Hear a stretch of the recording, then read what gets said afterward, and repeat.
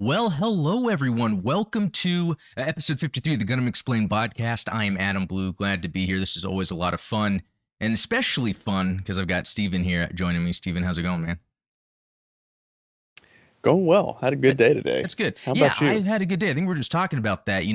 I always love the middle of the week because we've got your podcast on Wednesdays, this on Thursday. It's kind of a good breaking the monotony sometimes of work, although this work week has been pretty good on me. So well, yeah. Thanks to everyone Yeah, that glad has to hear it. joined. We see Robert, Daisuke, Lucas Garrett, Jedi Sayla, Metal Neo, Midnight Hatter, Goose, Brian Zanichelli, WebFox 100. Good to see everyone.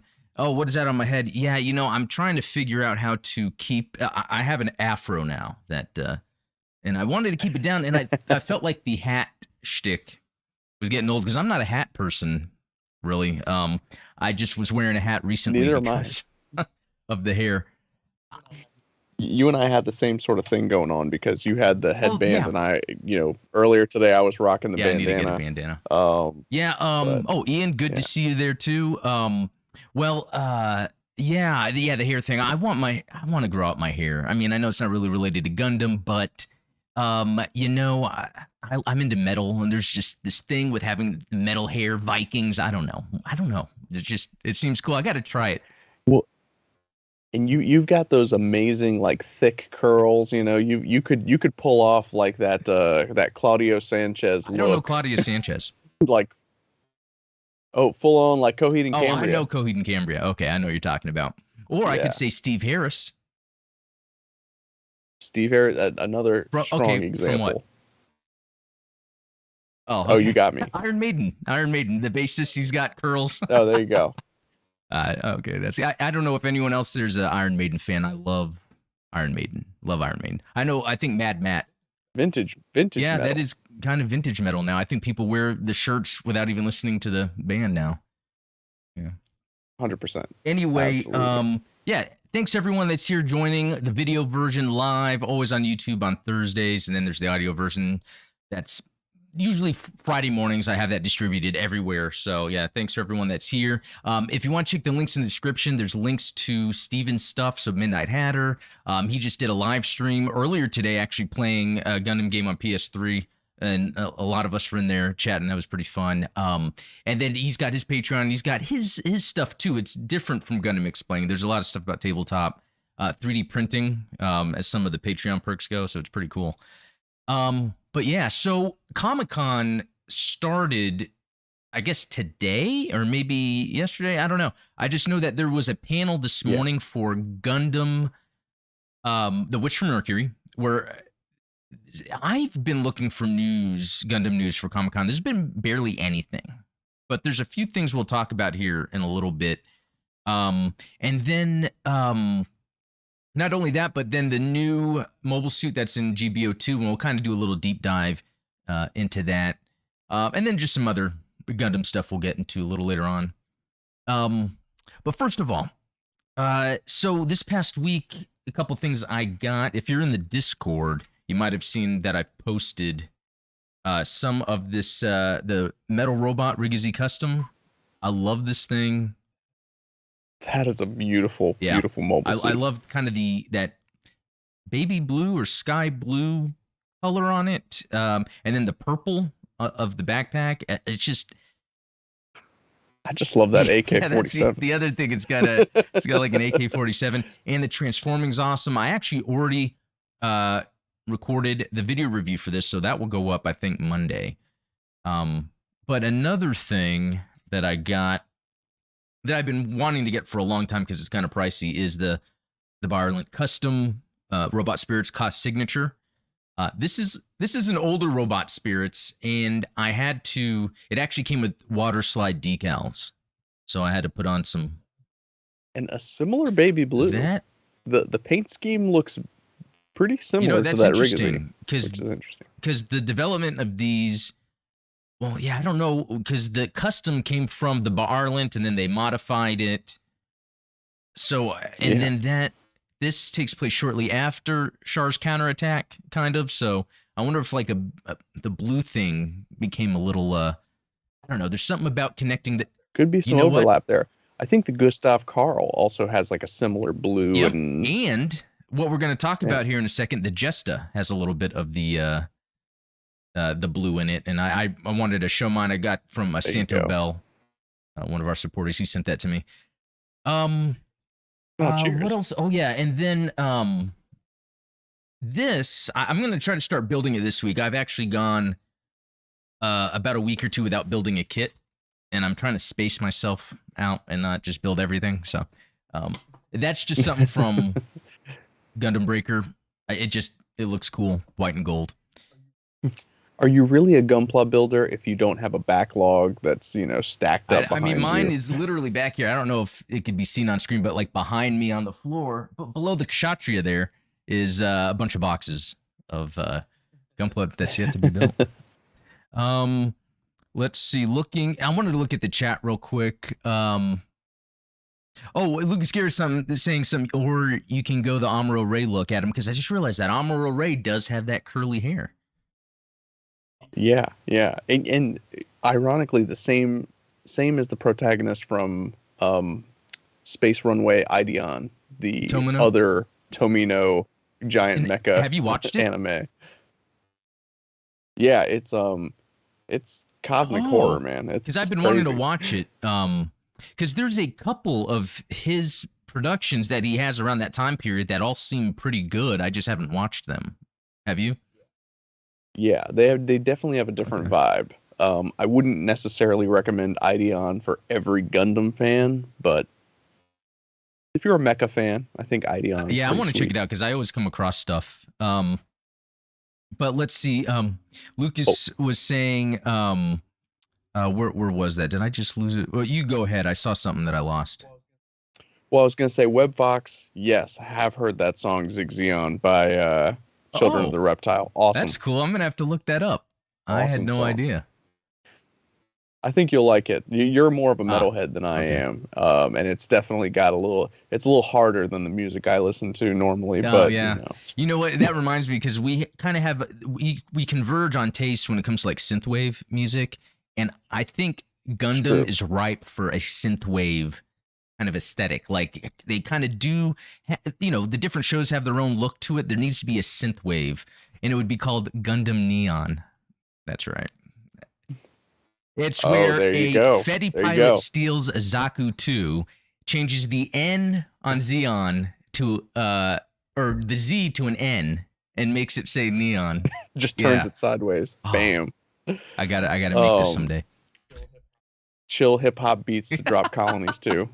That's the channel I need to start, is lo-fi chill hip hop beats to drop colonies. Yeah, he's like, wait for the colony drop. Yeah, that's hilarious. Okay. Yeah, what I wanted to get to. Oh yeah, let me actually show some stuff real quick. The videos this past week. There was the Saikamu System Zaku review, which I gotta say, if I've brought shame to myself in any way, it is this review, because there is a piece missing on it, and I didn't even notice it the whole time, but I knew. It was so crazy. The whole time I had it, before reviewing it, it looks weird. I was always thinking, like, this doesn't seem like the one from Thunderbolt. It doesn't. It's cool though. It has so many thruster parts. It does and then someone in chat in the comments, said, hey, it's missing the front snout. And I was like, oh my gosh. And it's funny you mention that, because I've noticed that with my Origin Zaku, the high grade kits, that snout piece falls off for no reason at all. Like if you breathe on it wrong, that snout falls off. There's sometimes there's some parts you want to glue, even though it's not meant for it. Thrusters on the back of the units, like they always fall off. In fact, our newer puppy ate 2 of them, so luckily I was able to go order some parts. That website, I always forget the name off the top of my head. But Gundam Parts Guy, something like that.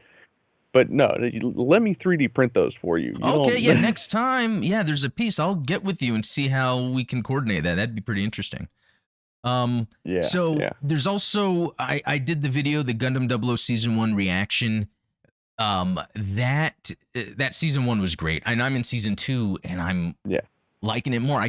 There's so much more I can talk about when we get into season 2 because there were some aspects of season 1 I didn't bring up only because I wanted to be able to speak on its resolution that I'm now seeing in season 2. Like they do a good job tying things up unless well, I'm a few episodes from finishing season 2 if we get to it and then they leave some things open, but so far they do a good job of callbacks to the beginning of season 1, connecting the characters.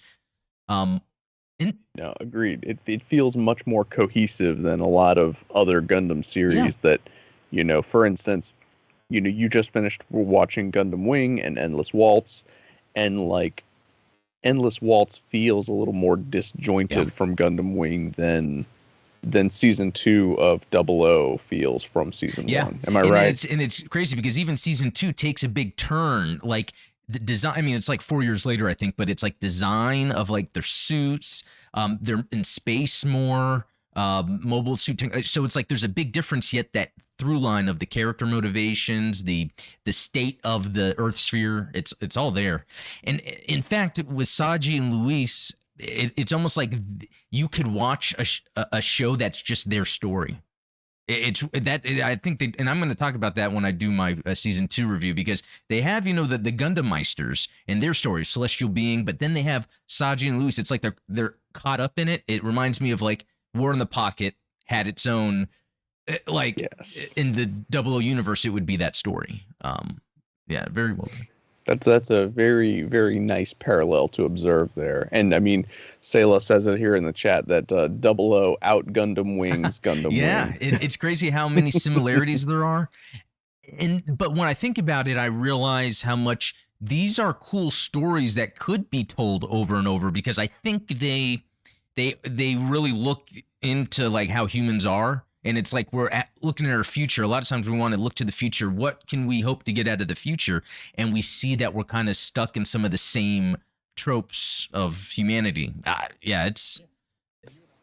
I mean, you and I have had the conversation where like human nature doesn't change, but the tools that we use to act on human nature change, right? And that's the beautiful part about fiction and Gundam in particular is that it forces us to face our own humanity in another context. Yeah, I love it. That's why it can pull you in so much.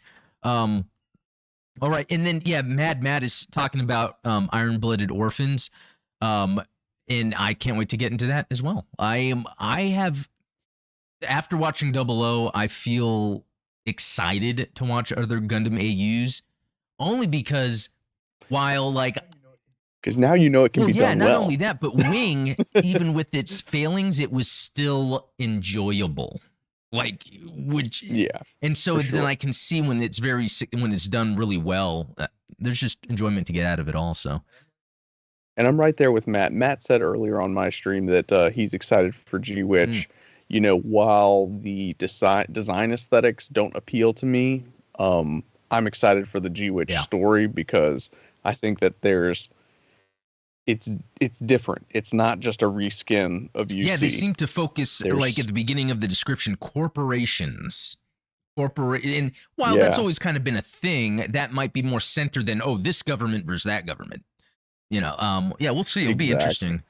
Okay, and then WebFox is saying Gundam X is a good AU show, and that's cool because there's so many others. Right now on Amazon and Right Stuff Anime, there's a bunch of sales. Really good sales for their Blu-rays, and it's just not in my budget right now to pick up some more, but I guess I've already got a ton, but there's some good ones there to grab. Okay, so moving on. What I wanted to talk about is a question I put up. Which Gundam universe is the safest to live in? The most dangerous? So let me go through some of these real quick. SS says SD Gundam safest, G Gundam Fighter may be a runner-up, Victory Gundam may be most dangerous for everyone all around. Pilots. Don't wear swimwear in Victory. Well, it's interesting because Victory, when I watched it, I really get a sense of this like post-apocalyptic Earth, because a lot of people are like living in the forest, in the woods, and then when they get to like a town or a city area, there's a guillotine where they're or a guillotine. I think I have to make those L silent. Where they're chopping off people's heads, and that's pretty barbaric. So I kind of like how it shows this post-apocalyptic. So that's pretty good for a dangerous one. For 100%. pilots, I'd say IBO or Zeta. For civilians, 00. Now, one thing I saw in, I think it was Gundam X or whatever, where it's like all the colonies get sent to Earth. Does that sound familiar? Yeah, Yeah, I think to me that seems like it's the worst. Like Earth gets decimated. Yeah, I mean, let's see, Abraham Lincoln, build fighters for safest, unless that's cheating. And I thought about that. Hey, he never told a lie. Gundam X for most dangerous. Oh, because that's when humanity came closest to extinction, and even after the apocalypse in the universe, life was not easy. So, yeah, that could be that. Oh, Rigazine 91 XS ReZZ. That's I don't know if that's even a suit, or is that the Jesta and the ReZZ? Is there a ReZZ? Not that I know of, but Gundam build fighters and Gundam build divers are the safest, and Gundam X and 0079 are the most dangerous. Okay. Robert, I plead the fifth to both. Okay. John Candib, correct century universe on the moon-based city, the place where all the moon race are. And which is correct century? Is that turn A? Okay. It's turn A. Mad Matt, safest is build fighters, worse is all of UC and 00. Okay, I'm seeing a lot of UC, which is pretty interesting. Metal Neo. Yeah, well, when they say that a third of humanity was wiped out, yeah, there you go. Metal Neo, most safest to live in. G-Self or Turn A Gundam, those are the most safest, but the most dangerous. Gundam Seed universe, if you're born in the wrong side, basically already screwed. Who were the original Gundam series, or who were the original Gundam series? If you are living in a comedy, then yes, same thing. I don't know if I understood that, but I will put one more, which in the middle, where is the most safest and the most dangerous in the Gundam universe, which has to be IBO. IBO looks pretty brutal. I haven't watched it. Yeah. I mean, there's a lot of ways to die, and I think I'd rather be in a colony drop than whatever happens to an IBO. Interesting. Yeah, that's a good point, because kind of the decimation that occurs like in UC or something, they're like large scale wiping out things. And yeah, and like 00, that seemed very much like tons of collateral damage. Yeah, very intimate violence. So in that case, what about you? What for you? What's the safest? What's the most dangerous? Well, for me, safest would be G Gundam. Okay, and why is obviously, that? Well, G Gundam is very much, excluding build fighters and stuff like that. Obviously, those I feel like are kind of cheating a little bit. But, G Gundam, the Gundam pilots aren't actively trying to kill each other. It's a lot like robot jocks. It's kind of like a sport. You wouldn't say that it's dangerous to play football in the NFL. Well, it is. Concussions, although it might head injury. You might end up with CTE. Figuring it out, like after a while, we figure out all the PTSD the mobile pilots get, or maybe G-force. Yeah, no kidding. Concussion. I don't know. Yeah, that. But yeah, what about you? Safest? What do you think? Yeah, just from what I know, it would sound like it would be one of those fighters series, but otherwise, yeah, I don't know. Like someone said SD Gundam. I think that's funny. I mean, you say that, but when I'm building Gunpla, I've taken the tip of my thumb off with one of these hobby knives. So it's. Did you really do something pretty dangerous with the knife or with the hobby knife? Oh yeah, actually, I do have I probably can't show it on camera, but I do have a scar on my thumb from shaving off nub marks, and I went the wrong way. No one ever taught me the proper way to whittle with a hobby knife, so I'm pulling the knife towards me and like an idiot. No, I remember early on in the Gunpla building, I got to a point where I didn't want to use a hobby knife because I was afraid I would do something. And then one time I was like, I'll start using it. And I did. It wasn't bad, but I freak out about that. So like I am super careful when it comes with the hobby knife. Yeah. Um, yeah, that's a funny one. I don't know. One of those have to be safe. Is most dangerous. It sounds like from what I've seen that Gundam X, where they send all the colonies at once crashing down to Earth. Um, and then Neon Wave is saying in Gundam X it wasn't all colonies. It was many colonies, but there are still plenty more in space. Okay, so it wasn't all of them. And then even Mad Matt is saying Gundam X is very much his other favorite AU after 00 and IBO. So a lot of that. There's some sweet Gundams in Gundam X. Yeah, I've seen some of those designs. But you know what? Now that I'm getting more into all these AUs, I'm noticing the main stuff is UC, Wing, and Seed. And I think 00 is just more recent, so we'd see some 00 stuff. But like if you look at the Gundam Universe line of figures, that's almost like a way to tell what they're seeing as popular. Yeah, that's a good barometer for what they think are the strong contenders. A Jedi Sailor saying it's similar to peeling vegetables with a knife instead of a peeler. You have to cut away from your fingers. Yeah. Yeah, you got to do the knuckle. Yeah, that's well, cool. Yeah, I think that was a pretty interesting discussion because these universes, you know, and then the way they make Gundam is where they're iterations of each other. It's the core story, and that is kind of a worldwide violence. The thing is, G Gundam, I've only watched the first 3 episodes, and I liked it a lot, actually. I was just in the middle of another show, and I didn't want to switch. So I have to go back, but it's kind of cool to hear that they don't really try to kill each other. They just try to win a mobile suit fight. Is that correct? I mean, at least that's how it starts. I don't want to spoil the ending for you, but suffice to say, you know, sometimes even a fight to the pain or whatever you would call it from Princess Bride, sometimes that results in a few deaths. Okay, yeah, it's funny because when I've talked about watching it, like some of the supporters, like G and Ian were talking about, like, if I watch G Gundam, I should stream in Discord watching it because I guess it's a sight to behold. You know, people around me are always quoting G Gundam, and I just that's just cool. A lot of fun, you know. And I think that as an Evil Dead fan, you're gonna enjoy the campy level of. Yeah, I already witnessed some of that, and I appreciated that right away. USS Talos, good to see you. Say G Gundam is a great wild ride, honestly. Okay, well, that's cool. Okay, moving on here real quick. So GBO2, there's always GBO2 news, and they have the Jesta. Jesta joins the battle. Jesta. It sounds like I'm speaking with a Brooklyn accent. It's the Jesta.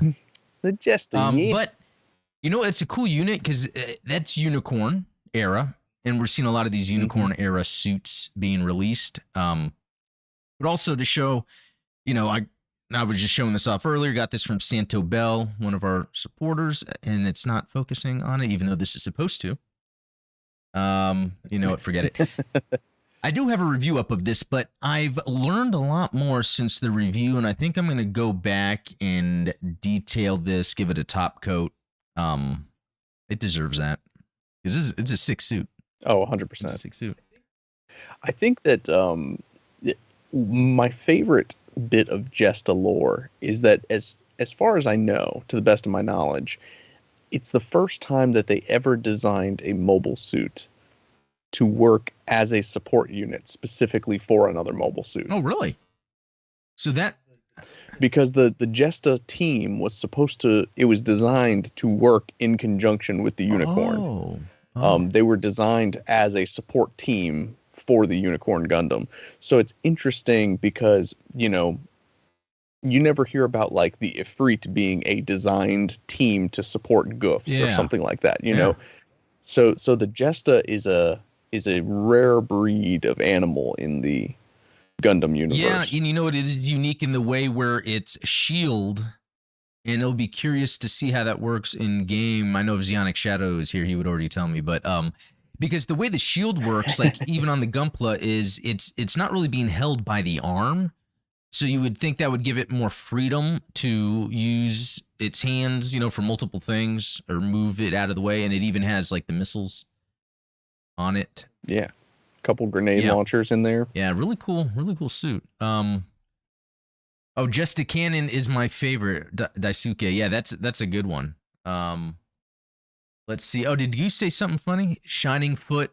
Yeah, see, I need to watch this. Everyone's laughing in the chat, having a good time. Adam's over here left out. No, I'm joking. But, oh, the old gangrene foot and of doom. then Ian, Tequila Gundam represent. Yeah, that's his favorite, I think. Hey, arriba. Okay, and then let's see. So yeah, that's in. Nothing I'm too excited. I'm not even going to use my coins on this. I'm still waiting for a Hazel or a half off. But well, and it's I mean, it said there. Oh, that's and a you know 2-star, what? I actually so you're likely wasn't sharing it, but guys, this is just this. But yeah, go ahead. 2-star. Oh yeah, I mean, I think that it's probably a low rarity suit, so it's going to be an easy pull. Oh, I think that okay.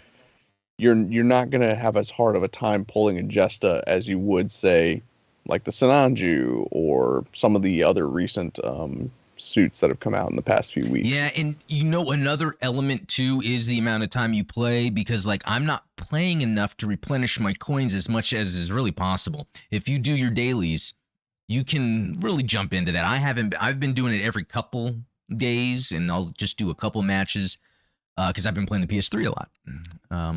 Although I did a run with the Cublay, and I did awesome in it, so I'll post that probably tomorrow. Interesting.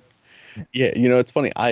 That Saikomu system Zaku. Yeah. The one that you have the robot spirits of. That's my favorite new type unit to use in GBO 2. Yeah, that one's a pretty good one. Is that mainly support, or is there a general?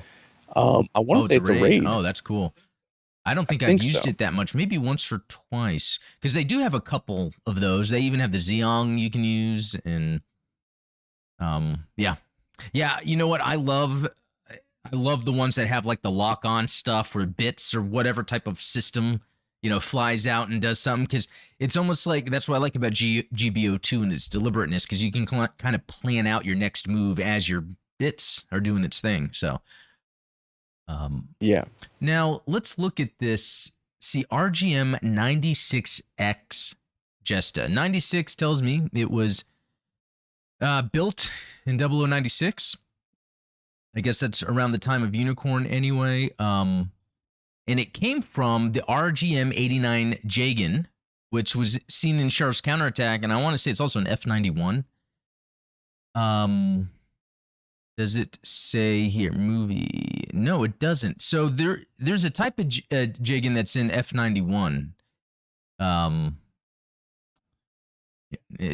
Yeah, there is an F91 Jagan. Maybe it's one of these down here, but because that's interesting if we think about it, because F91 took place in the future, and it was showing what kind of the General Federation mobile suit was, and it was a form of Jagan for that time period, even though it was still technically like older, but it was because the Earth Federation kind of had these older mobile suits kind of spread out, I guess, in some colonies.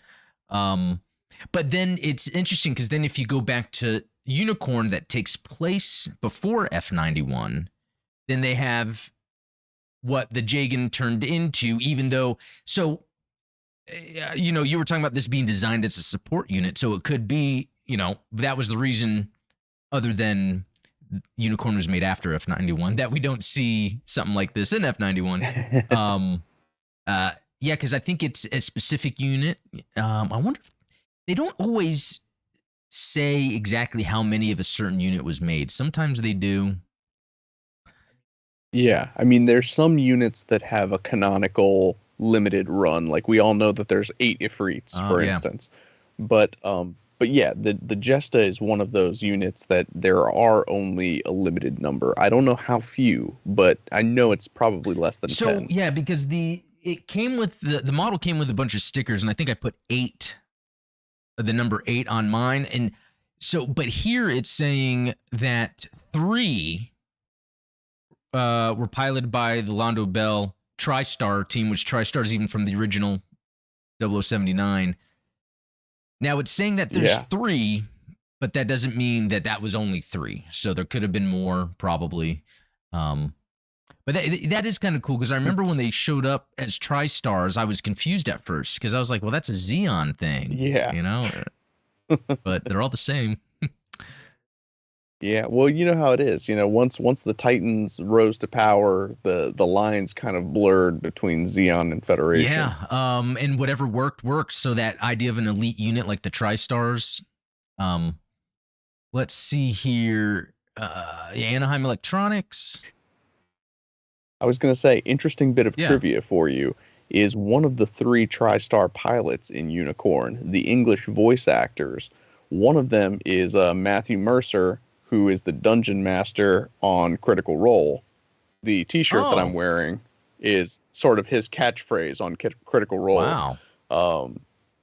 And he's a prolific anime and video game voice actor. So I thought it was interesting that he made his way into Unicorn. That is actually pretty neat. I love those connections. Yeah, that's pretty cool. Some cool trivia. But let's see. Yeah, I was just seeing if there's anything else about this. It's got the Vulcan pod system, hand grenade, beam cannon, quadruple multi-launcher, beam rifle, beam saber. So there's a lot of different weapons this thing has. And again, I could have looked it up today. I didn't really have time, but I'm curious in GBO2 if you do get access to all these things, because I love it when you have like a heavy weapon and then you have like a light weapon, but then you also have your melee and then maybe an auxiliary like a grenade or something. I kind of like when there's different. Sometimes I'm a little frustrated at the fact that some weapons have to be unlocked via supply drop. Oh, really?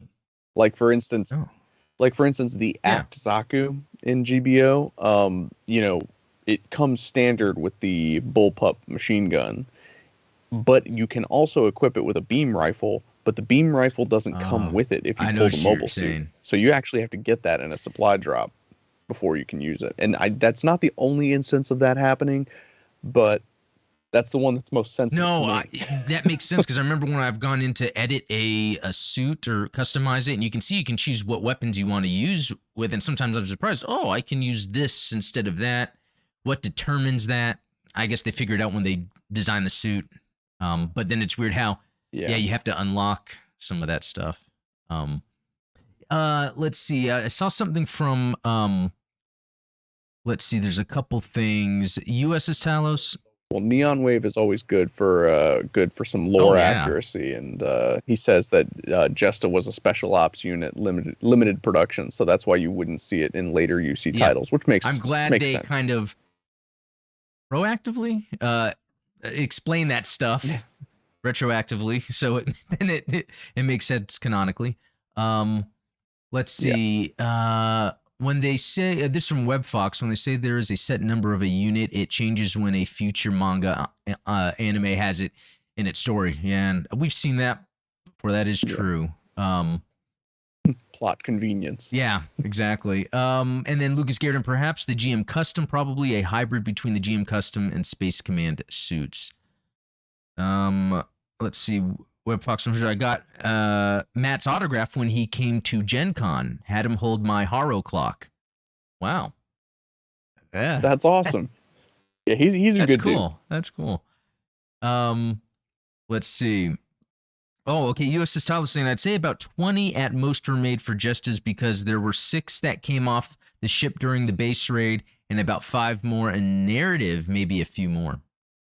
Yeah, narrative I feel like is kind of a forgotten child of, even though it's good, especially if you're already invested in the previous kind of new type storyline. Let's see. Oh, and Lucas saying that was about the Jagan in terms of the GM custom hybrid. Yeah. Oh, yeah. Because I love that evolution. There's something about it, even though it makes no matter in my day-to-day life, knowing the evolution of the design of mobile suits is. I need to know that it came from somewhere. I can't tell you where, but I need to know. You know what?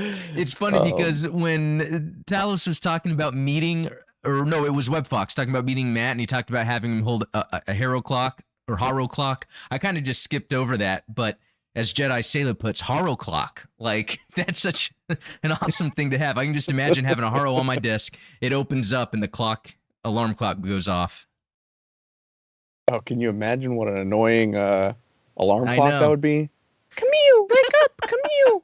Camille, wake up! Yeah, that'd be cool if you could program what it says so it could be that annoying, like, time to wake up, time to wake up, time to wake up. Yeah, I like that. Wow, he said he's had it for like 15 years. Ah, that's some dedication there. That's awesome. Well, cool. I'm gonna move on real quick. So this is some sick news. Okay. SD Gundam Battle Alliance, some information came out today. I don't know if it's because of Comic-Con or whatever. But what's interesting is they announced a demo is going to be available. Now, for most of the people viewing this that are in a region of the English variety, it's the 28th that it actually comes out, whereas in, I guess, Japan or maybe other Asian territories, it's coming out tomorrow. And so I'm thinking I'll sign into I have a Japanese and Singapore PSN account. I'm going to sign in and see if I can download it tomorrow morning, because I'd like to check it out. I've had a good week with work, getting work done, so I feel like I can make time in the morning to try to get some content out for that ASAP, because I can't wait to play this. Like, the more information that comes out, the more like, this is my type of game. So a couple other things too. I guess you get to play. It says play until Directory 1 mission. Who knows what Directory 1 means? So we don't. At least we get to play to the point to where you can transfer your demo save data to the full version of the game. Now, that's cool. That's pretty cool. The other thing is, while this demo is available on all platforms, it's not on PC, which would be my platform of choice. Although I don't mind. I'll probably just play it on my PS5 and then get it on PC. You know, I was convinced that I was going to get it for the Switch, but now I'm kind of waffling and thinking that PlayStation might be the way to go. Why is that? Just because of the crisper graphics, online play? Well, yeah, because I don't know if you said that the cross-platform only exists between, Yeah, it's like Xbox and PC can work together. PlayStation can work together, and then I don't think the Switch version has. It's just local. Yeah, Switch is on their own. And as much as, I'll have to talk to the missus about it, because, one of my goals was to convert her into a Gundam fan by playing some couch co-op SD Gundam. See, that's what's interesting about it, because, and maybe others have details on this, but does that mean then the PlayStation, Xbox, and PC version doesn't have couch co-op? That it's only the Switch version? Another thing I noticed, a lot of games that start off as cross play but for their own respective systems end up coming out with patches that are cross play for all. That happened with Zombie Army 4. I think it happened with the Aliens Fire Team, and then Evil Dead, the game, or some of them might have already started that way, but well, yeah, I mean, as the player base kind of goes about and does their own thing, obviously the player base is never going to be as big as it is day one. So it makes sense to kind of branch out and allow for that cross play so that you get a wider range of players to play with. I see this as a game that maybe in 6 months, by this holiday, it's on Game Pass, which the reason I like Game Pass is, yeah, it's cool when a game comes out and it's on Game Pass, like the Ninja Turtle game. So I'm using I'm still paying for it technically because I pay monthly. But what I also like is it allows people to play games they normally wouldn't, because that is the best way to get more people into Gundam, is having Gundam games on Xbox Game Pass. Because the last Gundam game on Xbox was, I think, Dynasty Warriors 3 on the 360. The Gundam Dynasty Warriors. And so it's about time that we get more Xbox games, Gundam Xbox games, just to get that bigger audience in. Yeah, and you're seeing more people kind of gravitating towards the Gundam fandom. I mean, when I saw that some of the people streaming Gundam Evolution were like Penguin Z0, I'm like, well, this guy's not like a Gundam guy, but here he is playing a Gundam game just because that's what's popular No, and right that's now. what's cool because it's, they have these different genre Gundam games because these different genres are going to fill a niche. So Evolution is a perfect have a competitive shooter because GBO2 is really for the diehard Gundam fan because it plays slow, methodical. It's about what suit comes out. Yeah. People that are playing Evolution, well, I guess the audience you're trying to attract isn't like excited about specific suits. They're going to play and find out what gameplay works for them because it's a competitive shooter, Exactly.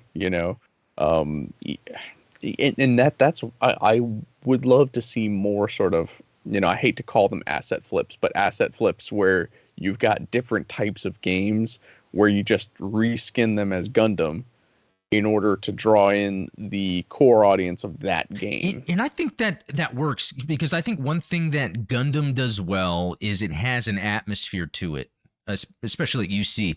When I first got into Gundam, one of the first games I played other than GBO2 was the Gundam Versus on PS4, not the Maxi Boost on or whatever, but just the regular Gundam Versus. That is a great entry point for someone that doesn't know Gundam, but it plays like when you start a level, it showed like the Operation V mobile suits and it played the music. I think it was, Char, Gallant Char, song, and it pumps you up and it gets you into Gundam. And I think that is key. So yeah, when they reskin these different genres by adding the music and the atmosphere, and you know what? That reminds me that Dynasty Warriors, the Reborn, I'm disappointed it doesn't have any Gundam music. It's all its own, even though the music isn't bad. Yeah, I mean, there's some great tracks in there, but like you said, it's not it's Gundam sounding. Yeah, it's Gundam adjacent. Exactly. but it's not authentic Gundam. And Lucas Garrett brings up a good point in chat. Being more of a PC and mobile gamer himself, here's hoping that Bandai Namco provides more games on those formats. And with SDG Generation Eternal, I think that obviously you have a strong contender on that front. Again, mobile gaming is another one of those areas where you're not necessarily catering to the core fan base of the franchise. You can kind of appeal like to marketing. Other types of gamers. Yeah, so that's exactly it. And you know what? It's there. funny because Lucas plays that the build. I keep forgetting the name. The Gundam Breaker, whatever. And yeah, the Gundam other day, Breaker Mobile. I installed it again because I just felt like if I'm going to randomly be on my phone, I'll just play that game, collect some parts, build something. And that's the thing. It's the content. It's the Gundam universe. And I think because of that, exactly. And this could be a topic on your podcast, by the way, where sometimes you'll want to play a game because it does everything else right. It gives you your universe you want, the music, but it might not be the best gameplay. But you enjoy everything about it, like Star Wars Battlefront 2. Are you talking about the old school one? Because the new one. No, I did like the new one. The new one, at first it wasn't good. I was like, you know what? No. And then I just kept playing it because I'm a huge Star Wars fan, and I fell in love with it. I aced it. I put over 500 hours into that. I think next to Company of Heroes, that's the most I've played a game. Dude, I'm telling you, I started watching Gundam as an anime, but what really got me into Gundam as a universe was playing Gundam versus Zeta Gundam on the PS2. Did that one have a specific storyline?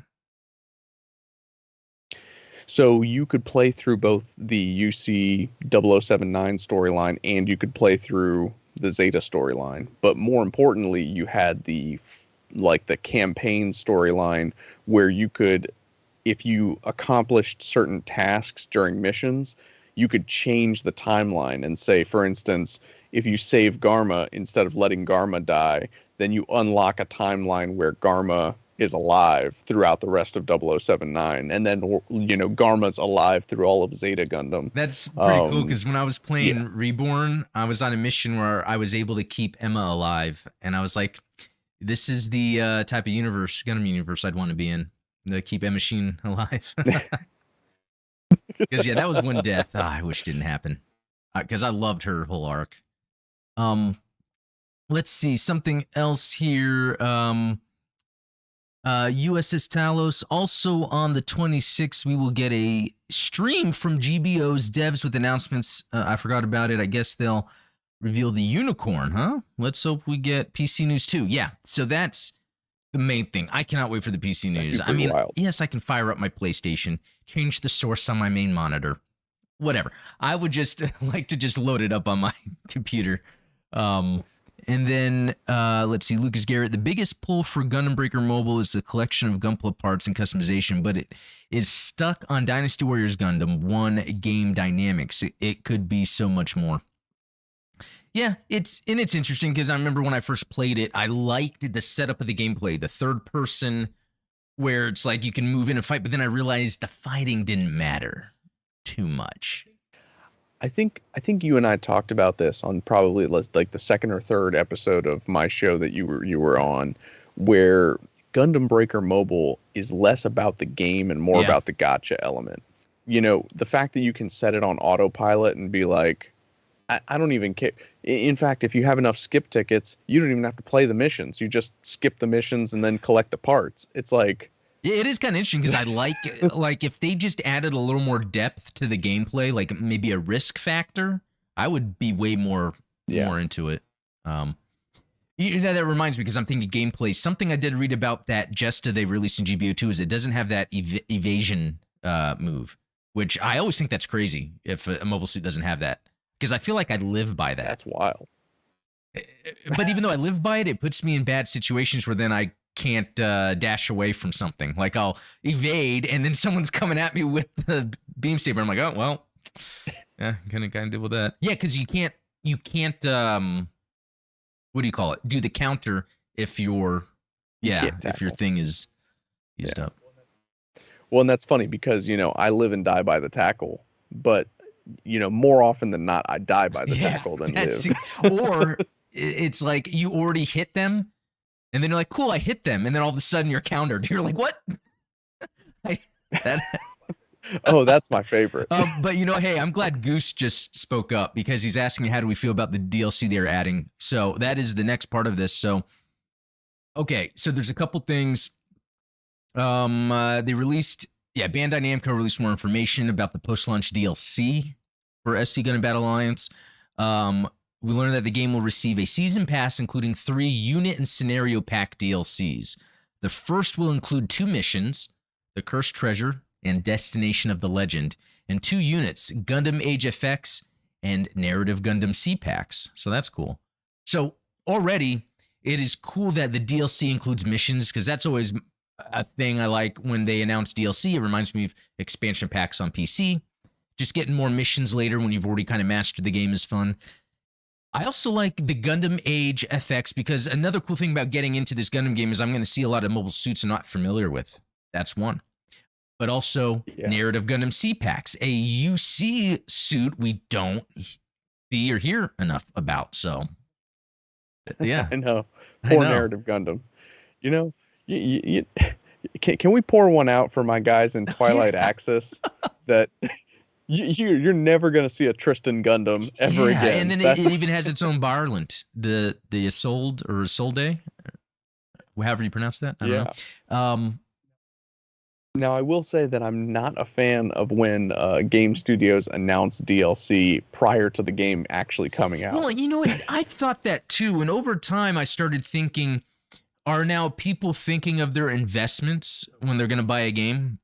Like for the the crowd they're not catering for, by them announcing that there's going to be future DLC makes someone think, oh, well, they're going to continue to support this game, so I'll get it. So it's part of the Google algorithm already. So when people, maybe the game just comes out, they're searching, should I get this game? There's reviews. Oh, and then they're going to have some DLC. Okay. I don't know. But that's backfired. There's games that have launched, they were horrible. I can't think of the game off the top of my head, but where they had this like DLC pack one that was going to come out, like a and roadmap. it got delayed, and then when it came out, it was crap because the game didn't do well. But that's its own issue.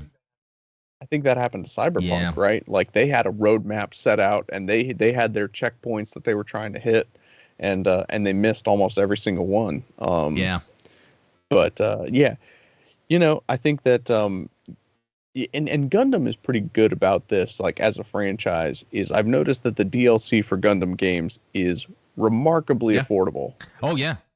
They do not, you know, they're not going to come at you asking for $30 for an extra mission. If it's $30, it includes a lot of stuff. Like the Reborn DLC, it's $30, but you get a whole ton of suits. It was totally worth it for me. Yeah, you get a ton of different missions and stuff like that. So yeah, I agree. And it says the second DLC will also include 2 missions, 2 units, and the third will have 2 missions and 3 units. As a purchase bonus, if you get the season pass, you'll also receive the Assortment Pack Volume 1 with materials for unit limit breaks. That's the kind of in-game upgrade system it has, the materials. Yep. Okay, another extra DLC will be offered in the form of premium sound and data pack, including 35 Gundam anime songs and 15 BGM from Gundam games. So, cool things here because Gundam games have been known to have their own good music. And so when I see that, I'll play Side Stories or Battlefield Record and hear the same music in GBO, and it's usually pretty good. But it's interesting that they're doing the thing where there's this premium sound pack. Sega did the exact same thing with Sonic Origins, where there was a version you can buy that includes extra music. But I bought it on PC, and I actually used a mod, a very easy to use mod, to add the original music that they had to take out, the Michael Jackson tracks. Yeah, which is such a shame. Those tracks are so good. And I just love that it confirms Michael Jackson made music for Sonic. That's all I got to say. I really think, despite the history, and we don't know if this stuff is true or not. Maybe that's controversial, but if he had music for the Sonic 3 movie, take some of his old samples and make that would. But I don't think they're going to go there. No, they wouldn't touch that kind of controversy. But another interesting thing is I like it. So the 35 Gundam anime songs. So what that tells me is, the songs from the shows. But I wonder if they have to do it this way because maybe they have to pay for licensing. I don't know if within Bandai doesn't have to worry about it, or Probably they so. still do because of I don't know. My man Sawano needs to get paid. But I'm surprised that they haven't done this, but I would pay an extra $25 to get some Andrew WK Gundam rock songs on a video game. They also did show that because someone was posting pictures from them playing the demo this morning, I think maybe at Comic-Con, and you can go in there and add your own music. So you and I have talked about this on my show, where it's like I miss the old days where you could load your own music into a game. And the Maxi Boost on game, they allow for that. And so I was putting in the official tracks from the show, so then I would make a match purposely, GPO 1 versus GPO 2, and then the music from Stardust Memory. That's awesome. The winner. Yeah. That's a good one, but it was that other one that's the Men of Destiny? It's like it seems like it's like action music. I love the music in that. So many solid tracks. Okay, let's see. They're free demos the 22nd, but that's Japan or Asian territories. I'll find out.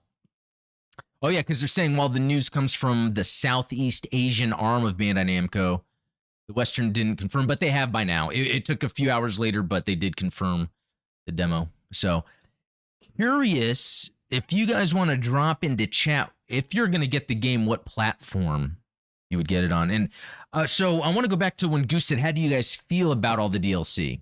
I love it. As someone that's a fan of Gundam, and this gameplay is going to be right up my alley. But what about you? Oh, I mean, I love it. I'm going to buy every last DLC pack, but I'm going to complain about it. Yeah, every step of the way, I'm going to be like, why wasn't this And in the game at also, launch? there's some things you only get by pre-ordering. So not only is there pre-ordering to get stuff, which I'm going to do, but then, the DLC. I'm surprised that they didn't go the route of like Soul Calibur, where you have pre-order exclusives for each of the consoles. I'm glad where like they didn't. maybe I don't want to buy multiple versions. That would be cool if they had like an Xbox Gundam, where like the V-fin also had like it coming down this way, and it was like an X. That'd be pretty sick. And it was black with green highlights. That would be sick. Would the Switch Gundam be like have like a red arm and a blue arm? Yeah, and they can come off in like their bits they snap and they it fly in. around. And then, Yeah, there you go. They're wire guided funnels. Yeah, that would be pretty cool. And then I want to look at some chat. Oh, Neon Wave saying if only Gundam Breaker Mobile was compatible with the controller. Yeah, I've done controller mobile gaming and it is pretty cool, but there are just some games that don't work, which would be nice. They just don't support it. Let's see. Oh, and USS Talos is saying, hey, at least both the Tristan and the Isolde, I want to make sure I'm saying that right, are in GBO. And that's cool because I know the Tristan is. I just didn't know the Bjarlent was Bjarlent. I know there's a couple Bjarlents in there. Oh, and Goose is saying SD Crossrays got tons of free DLC after the paid DLC. Yeah, so I hope we see something like that because I have noticed that. And again, I think not only are they making a Gundam game to make a Gundam game, but part of this game being made and released is to get people more into Gundam too. So they're doing things in a very accessible way. Let's see. Yeah, because think about it. The demo's coming out early. You can transfer your progress over to the main game. It's going to be multi-platform, crossplay for most. Yeah, they're really doing everything they can to make this easily accessible. They are. Let's see. Sayla says Sawano is the John Williams of anime, and I think that a truer statement's never been said. No, that's good. Let's see. WebFox is saying I will get the game on Steam, but we'll play the demo on PS4. That's exactly what I'm gonna do. I'm gonna play it on my PlayStation, the demo on my PlayStation. Oh, Goose is getting it for Switch and PlayStation and maybe Steam. That's the thing. If it really is that the Switch version is the only version with local co-op, I will also get that. Yeah, I mean, let's see. USS Talos is saying he's getting it on PS5, and I say he. I'm sorry, it could be anyone. They. There you go. Lucas Garrett. So Xbox Gundam inspired by Kamen Rider build. Oh yeah, I've seen that Kamen Rider. I don't know a lot about Kamen Rider, but I've looked up the designs. And they have the figurize kits you can build, and yeah. Those look cool. And then Metal Neo is getting it for Switch as well. There was something else that came out of the Comic-Con because they did have a panel for Witch of Mercury. Still barely any information I could find. And this one was posted 3 hours ago, like right before I started. They were just confirming a lot of things. I think they were showing off the prologue, the English. And by English, I don't know if that just means subtitles. I don't have the details yet. But that also, they said it's going to have that simulcast, so it's going to be across the worldwide when it's released. But they still didn't confirm yet how it's going to, like, they were saying here, it could be the Gundam Info YouTube channel, which they do a lot, or Netflix, which, the only thing, the only reason I don't know about Netflix is, does Netflix ever do it where the shows come out one day a week, like instead of all at once? Oh, okay. Yeah. No, they do that. Usually they'll do them in batches where it's like you get 4 episodes and then like next month you'll get another 4 episodes. Because I know that thing. Like, I'm sure with the way Witch Mercury is going to come out, it's going to be 1 episode a week or something. This will be my first time watching a Gundam series live as it's released. The only other one was that other one was the one they released on YouTube, the battle log, which I was surprised I liked that. But I'm blown away that they're giving us this before they give us Doan's Island. Giving us what? Oh yeah, because it's not a real release, which I'm surprised by that still. Still no English, no Unless, Anne's Island. that's a vanity project that had a low budget or had a very specific budget. I mean, because it had English subtitles. Probably so. So if like someone wanted it, they could get it. Yeah, that is a very good point. Yeah. Though. I think that's about it. Yeah, with that, there's not much more news that came out of Comic-Con yet, but we still have some days. Like Saturday is usually the big day. I was going to ask, okay, let me bring up something real quick. We're kind of near the end of the show, but there's a couple things. One is, so there was an anime fest or whatever it was called. It was another convention like a week or two ago. And Kakarot 197 was there. And in a recent video he said that they had a panel for the live action movie, but they were not allowed to talk about anything that they talked about in there. I figured someone would anyway, so I was searching for leaks, but nothing. But Kakarot did say that he's more hyped about, or he feels better about the movie than he did before. So that's cool. And he could tell the director knew what he was talking about with Gundam. He could tell he liked Gundam.